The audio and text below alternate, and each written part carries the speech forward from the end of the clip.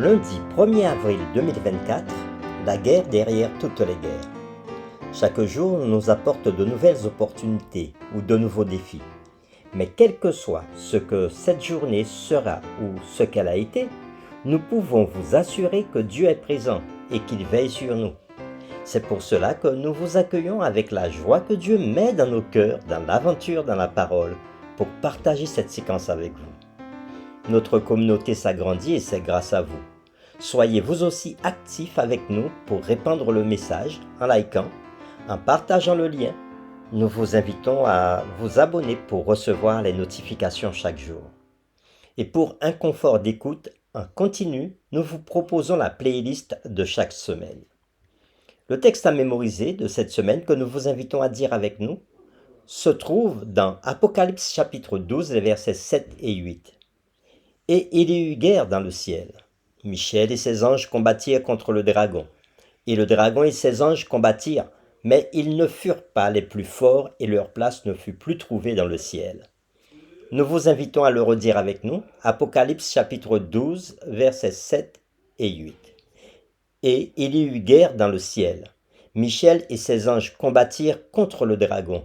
Et le dragon et ses anges combattirent, mais ils ne furent pas les plus forts et leur place ne fut plus trouvée dans le ciel.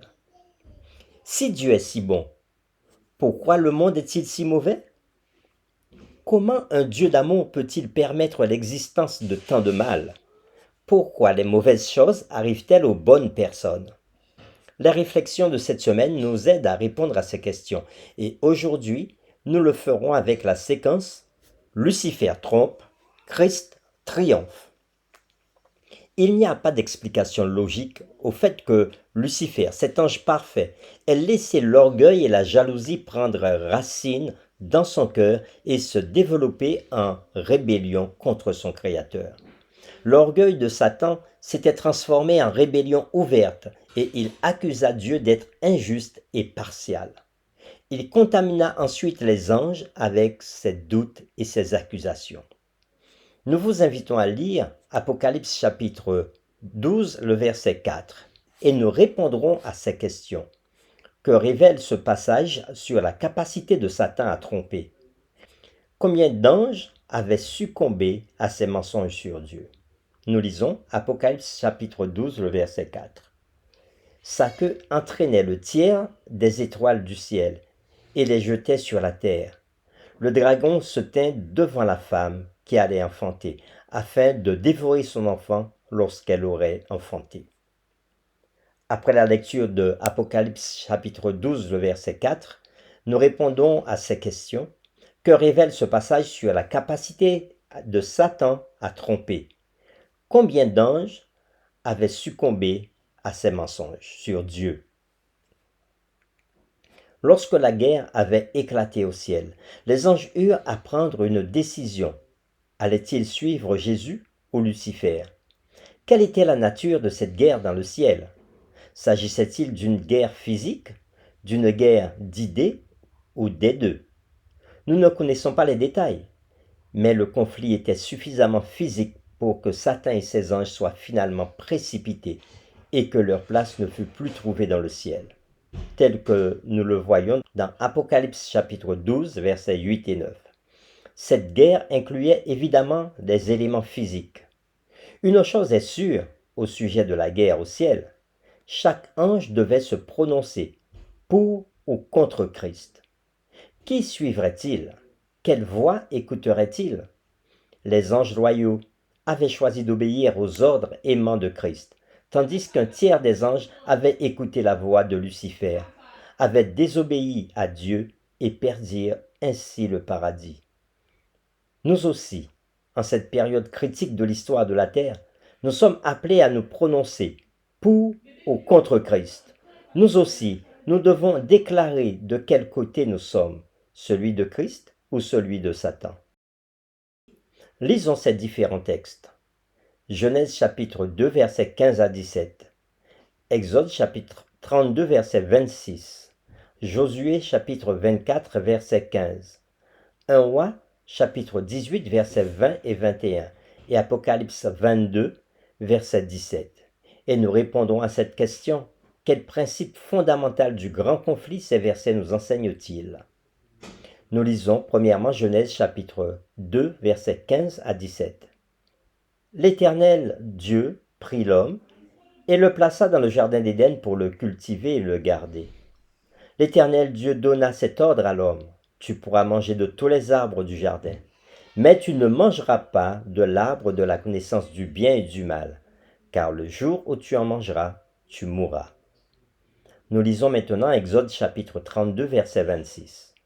Moïse se plaça à la porte du camp et dit: à moi ceux qui sont pour l'Éternel. Et tous les enfants de Lévi s'assemblèrent auprès de lui. Josué chapitre 24, verset 15. Et si vous ne trouvez pas bon de servir l'Éternel, choisissez aujourd'hui qui vous voulez servir, ou les dieux que servaient vos pères au-delà du fleuve, ou les dieux des Amoréens dans le pays desquels vous habitez. Moi et ma maison, nous servirons l'Éternel. Nous lisons maintenant 1 Roi chapitre 18, versets 20 à 21. Akab envoya des messagers vers tous les enfants d'Israël, et il rassembla les prophètes à la montagne du Carmel. Alors Élie s'approcha de tout le peuple et dit: jusqu'à quand clocherez-vous des deux côtés? Si l'Éternel est Dieu, allez après lui.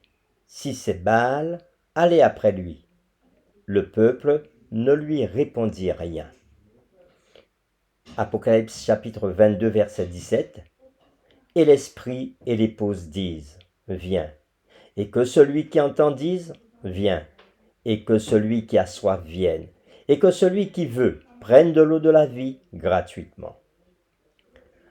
Après la lecture de ces différents textes, Genèse chapitre 2, verset 15 à 17, Exode 32, verset 26, Josué 24, verset 15, 1 Roi 18, verset 20 et 21, et Apocalypse 22, verset 17, nous répondons à cette question: quel principe fondamental du grand conflit ces versets nous enseignent-ils?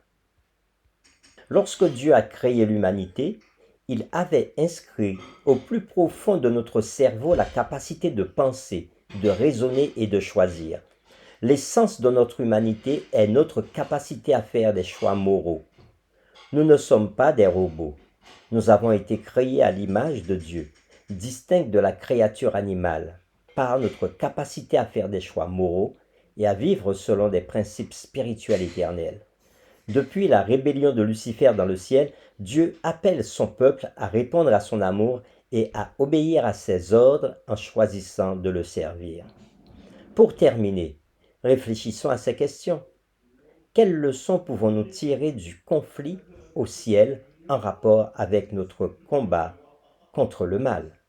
Si Satan a pu tromper les êtres célestes justes et saints, que devons-nous faire pour éviter de tomber dans ces pièges maléfiques? Nous vous invitons à prier avec nous. Père éternel, nous venons aujourd'hui te dire tout notre amour pour toi et te dire que nous avons décidé de te choisir.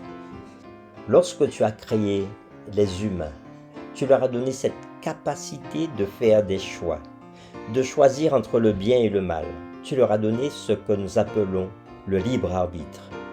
Et aujourd'hui, tu nous demandes à chacun de choisir dans quel camp nous voulons être et pour qui nous allons prendre position, soit pour Satan ou soit pour Christ. Mais nous voulons te dire aujourd'hui que nous prenons la décision de nous mettre dans le camp de Christ, afin que tu réalises dans nos vies ce que tu as promis à tes enfants. Alors Seigneur, donne-nous la force de résister aux séductions du mal, et que chaque jour nous soyons victorieux avec Jésus-Christ. C'est en son nom que nous t'avons prié. Amen.